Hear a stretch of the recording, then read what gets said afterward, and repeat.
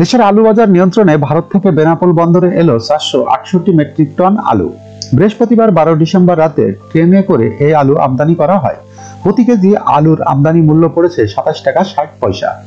Benapole railway স্টেশনের second station master Parvina Sultana বিষয়টি নিশ্চিত করেছেন। সংশ্লিষ্ট সূত্রে জানা গেছে, আলুগুলো মালবাহী ট্রেনে করে ভারতের মেসার্স আতিফ এক্সপোর্ট সুজাপুর কালিয়াচর মালদা শহর থেকে আমদানি হয়ে বেনাপোল স্টেশনে পৌঁছেছে। আমদানিকারক প্রতিষ্ঠান রাজশাহীর চাঁপাইনবাবগঞ্জের মেসার্স টাটা ট্রেডার্স। শনিবার 14 ডিসেম্বর পণ্য চালানটি বেনাপোল বন্দর অথবা নোয়াপাড়া থেকে খালাস করা হবে বলে ধারণা করা হচ্ছে।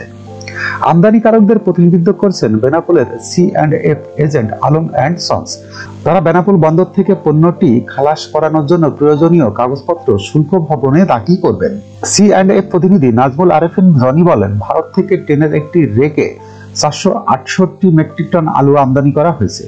পণ্য চালানটি ছাড় করানোর জন্য শনিবার বেনাপোল শুল্ক ভবনে কাগজপত্র দাখিল করা হবে।